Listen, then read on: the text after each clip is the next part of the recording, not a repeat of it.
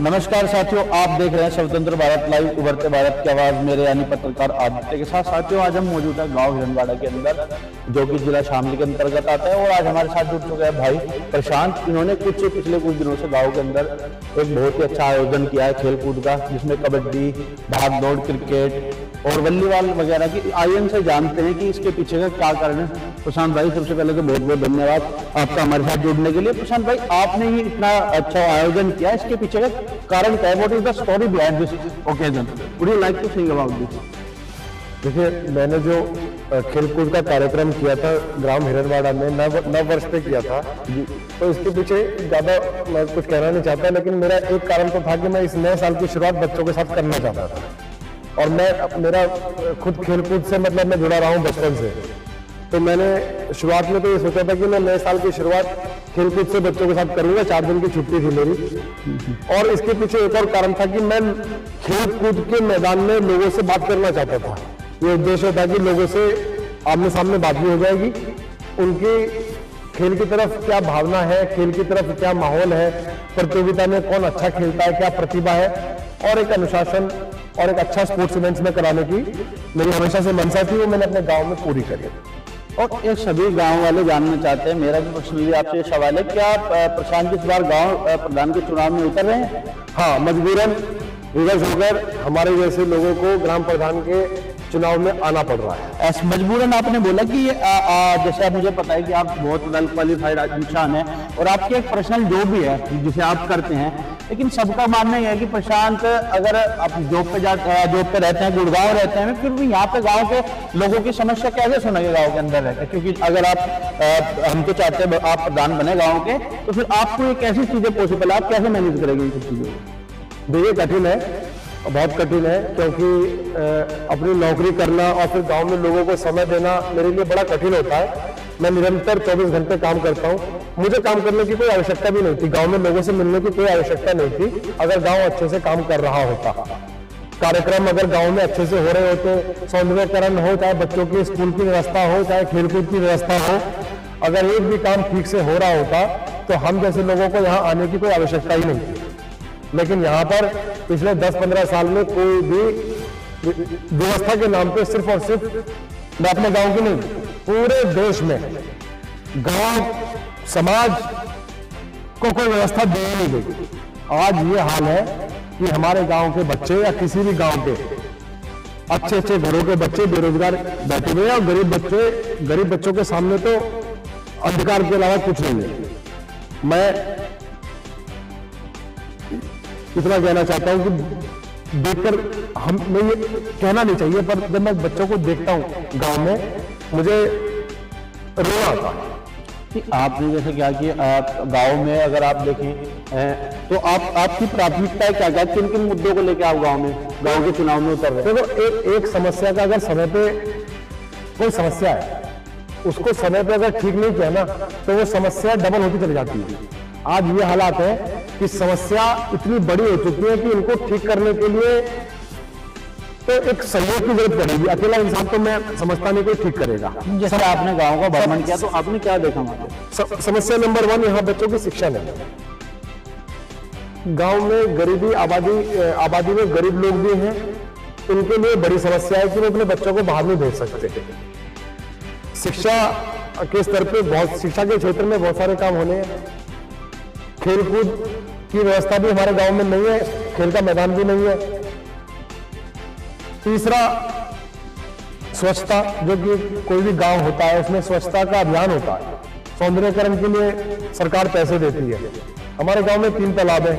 आज हमने पूरे तालाबों को देखकर भी आए, उनकी वीडियो भी बनाई है। तो उसमें डेंगू के मच्छर के अलावा कुछ पैदा नहीं होगा। बदबू जैसे हालात कर रखे हैं, गंदगी चारों तरफ, जैसे दिल्ली में झोपड़ झुग्गी के लोग कहीं बाहर से बसे हुए होते हैं ना, ऐसा देख के लगता है कि गांव के निवासी नहीं है, कोई बाहर से आए हुए यहाँ रहने किराए पे। अपनापन इस गांव में नजर नहीं आता है इसकी व्यवस्था को देखकर। मुद्दे बहुत सारे हैं, जो मेन मुद्दे मैंने आपको बता दिए। शिक्षा का तो बहुत अभाव है, खेलकूद के कार्यक्रम तो बिल्कुल खत्म हो चुके हैं, ठप है। गांव में कोई फ्रीजर नहीं है, गांव में कोई वाटर कूलर नहीं है, गांव में मतलब मैं मानता हूं कि सड़क, तालाब और एक ढांचा तैयार किया गया है, अगर देखा जाए तो आजादी के बाद से आज तक एक गांव का ढांचा तक तैयार नहीं हुआ सही से। अभी ये एक स्कूल दिखाना ये एक सरकारी स्कूल है। बाद में देखेंगे इसको भी, हम इसके इस पे भी हम कभी खुले मंच पर चर्चा करेंगे। लेकिन अभी आप कभी एक देखो आंगनबाड़ी केंद्र है और ये हमारे गांव का न्याय पंचायत हिरनवाड़ा। हमारे गांव में किसी को ये नहीं पता कि न्याय पंचायत होती क्या है। ये लिखा न्याय पंचायत, लिखा है ना न्याय पंचायत। हम आएंगे दिखाएंगे दर्शकों को। और ये हमारा एक 4x4 का न्याय पंचायत है। इसमें आज तक एक भी कार्यक्रम नहीं हुआ, ना ग्राम सभा होती है, ना गांव के लोग जागरूक है, ना सवाल पूछते हैं। कोई कुछ पूछता ही नहीं है। यहाँ कोई किसी से कोई पूछता नहीं है। इस पूरे स्कूल के परिसर में मात्र 25 से 30 बच्चे पढ़ते हैं और 6 मास्टर हैं, 5 या 6 मास्टर पढ़ाने वाले। ये क्या हो रहा है? ये व्यवस्था हम लोग तय करेंगे व्यवस्था कैसी होगी। यदि ये स्कूल अभी शहर में होता तो यहाँ पर कम से कम 250 से 400 बच्चे पढ़ रहे होते, क्योंकि ये गांव में है और गांव पिछड़ा हुआ है और गांव के लोग जागरूक नहीं है। इसी कारण से यहाँ स्कूलों के ना बच्चे पढ़ते हैं, गरीबों के बच्चे पढ़ते हैं, वो भी गिनती के।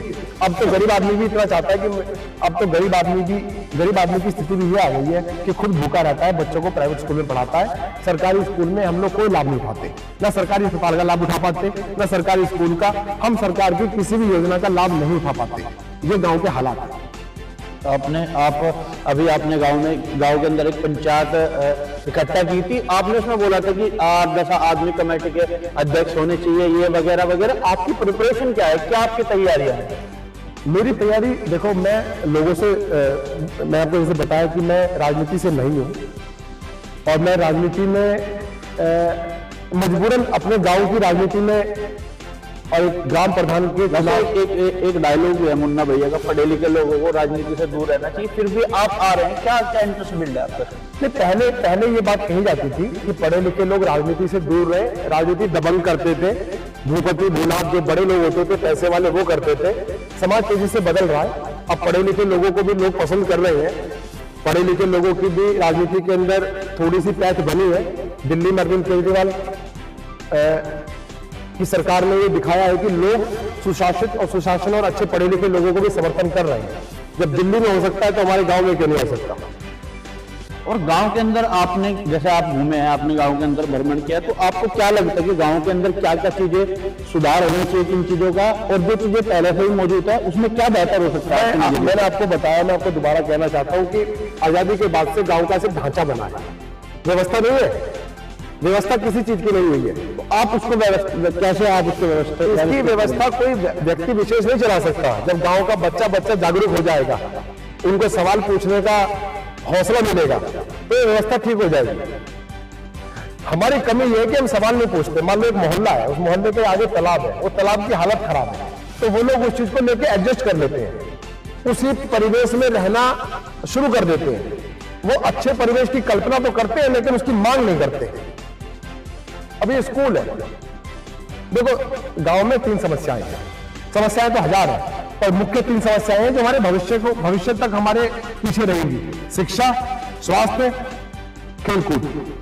समस्या तो मैं और बताऊंगा आपको महिला सशक्तिकरण के नाम तीनों पे विचार कर लेते हैं। हाँ, शिक्षा, स्वास्थ्य और खेलकूद, ये तीनों समस्याएं जो है वो बच्चों से जुड़ी हुई है। भुगते का देखो, आगे आने वाला समय इन बच्चों का है। हमने तो, हमारी तो कट गई। अब जो आगे है ना, ये बच्चे भुगतेंगे। मैं इसीलिए चुनाव लड़ रहा हूं कि इन बच्चों को ना भुगतना। क्या इन फ्यूचर क्या करने वाले आप इन बच्चों के लिए? देखिए, कौशल विकास के कार्यक्रम मैं सरकार से योजनाएं, जो सरकार जो है ना, योजनाओं की लिस्ट होती है। एक प्रधान अपने गांव की जरूरतों के हिसाब से योजनाएं लेके आता है। अभी हमारे गांव की पिछले 15 साल की जो योजनाएं हैं, उन योजनाओं वो एक जैसी योजनाएं हैं सारी। तालाब, इंटरलॉक, सड़क, सौंदर्यकरण। अब मैं उन योजनाओं को लेकर नहीं आऊंगा।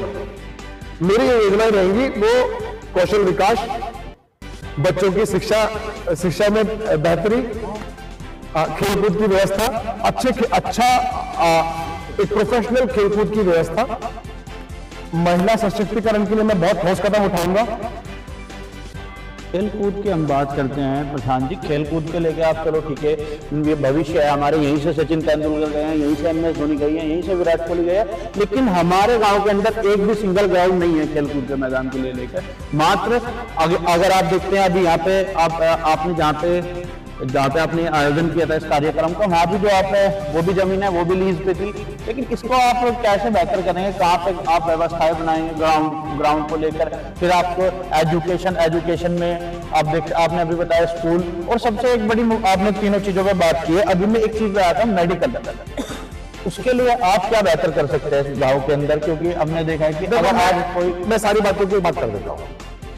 सरकार पैसा भेजती है गाँव में, सरकार की योजनाओं के तहत ही विकास होता है। एक अकेला आदमी विकास नहीं कर सकता सबका, सरकार के माध्यम से पैसे आते हैं, ग्राम कल्याण जन कल्याण की निधि आती है, ब्लॉक निधि आती है, विधायक निधि आती है, तमाम तरह की सरकारी योजनाएं गांव के बच्चों के विकास के लिए बनती है। मेरा जो सबसे बड़ा कर्तव्य है जिसके लिए मैं प्रतिबद्ध हूं, वो ये है कि गांव का जितना पैसा आए वो गांव में लग जाए। एक गारंटी कि जितना पैसा गांव में आएगा उतना पैसा गांव में लग जाएगा। पारदर्शिता, अगर हम अच्छा काम करेंगे, परियोजना अधिकारी हो, सदर जिला हो, वो लोग जब देखेंगे कि गांव में काम हो रहा है, तो वो लोग भी हमारी यात्रा के साथ जुड़ जाएंगे। देखो, सरकार ये चाहती है कि काम अच्छा हो, विकास हो। सरकार को तो पैसा देना है, भारत की जो सरकार है उसको पैसा देना ही देना है। मैं कहता हूं कि इस धरती की सबसे अच्छी कोई सरकार है तो भारत सरकार है, वो बिना भेदभाव के पैसा देती है। कमी हम लोगों में, हम लोग उनके दिए हुए पैसे को, उनकी दी हुई व्यवस्था को हम लोग सही से चला नहीं पा रहे हैं। इस साल इन पंचवर्षीय योजना में भी, ग्राम योजना में भी कम से कम 3 करोड़ 3.5 करोड़ की योजना तो आती है। इसे कोई चैलेंज नहीं कर सकता कि नहीं आई। एक 4,000 की आबादी के गांव में 3-4 करोड़ 5 करोड़ कोई बड़ी बात नहीं है। उससे पहली योजना में भी इतने आए थे, इस योजना में भी इतने आए हैं। आप इतने दावे से कैसे कह सकते? नहीं, ये ग्राम पंचायत पोर्टल में ऑनलाइन चीजें हैं। आज के टाइम में कोई चीज छुपी नहीं। बताओ थोड़ा गाँव वालों को बताओ। आप कभी ग्राम पंचायत का एक पोर्टल होता है, उसमें थाना भवन ब्लॉक सेलेक्ट करो, उसके नीचे जाके हिंदवाड़ा सेलेक्ट करो, उसमें आउटगोइंग वर्क कितने वर्क चल रहे हैं, कितने कंप्लीट हो गए, उसकी पूरी लिस्ट आप निकाल सकते हो। कितना पैसा ग्राम पंचायत को एलोकेट हुआ है। आप एक छोटे से ब्लॉक में भी जाओगे या मतलब तहसील में भी जाके पता कर सकते हो कि हमारे गांव को पिछली योजना में कौन कौन सी योजनाएं आई और कितना पैसा आवंटित हुआ। ये कोई आज के बच्चे जागरूक हो रहे हैं। मेरा काम संगठन के माध्यम से बच्चों को जागरूक करना है। एक बार लोगों में जागरूकता आ गई तो उसके बाद जो भी प्रधान बनेगा उसको काम करने पड़ेंगे। जो शहरों में हो रहा है, शहरों में लोग जागरूक हैं, सरकारी व्यवस्थाओं का लाभ उठा रहे हैं। गांव में लोग जागरूक नहीं है, सरकारी व्यवस्था ठप हो चुकी है। हम लोग पूछते नहीं है या लोग बताते नहीं। आप ये मान के चलो कि जब आप पूछोगे नहीं तो जवाब वो क्यों देगा। अगर कल मैं प्रधान बन जाता हूं और मेरे को इस गांव के सरपंच या प्रधान होने के पोजीशन से उस सेक्रेटरी हो, सरकार हो, वो पैसों का आवंटन करेगी गांव में, और मैं अपने गांव की समस्याएं बताऊंगा कि मेरे गांव की समस्याएं ये हैं और मुझे ये काम कराने हैं। योजनाएं मैं अपने हिसाब से लेकर आऊंगा, तो मैं ऐसी योजनाएं लेकर आऊंगा जिससे वाकई में मेरे बच्चों का विकास हो।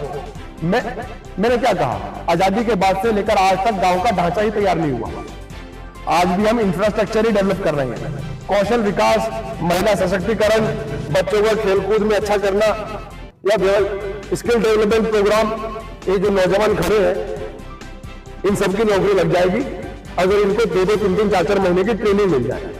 शहरों में होता है, शहरों में लोग नौकरी क्यों कर रहे हैं? क्या इनमें क्या कमी है? क्या इनमें कमी किस चीज की है? एक ही कमी है कि इनका ट्रेनिंग प्रोग्राम सेट नहीं है कौशल विकास को लेकर।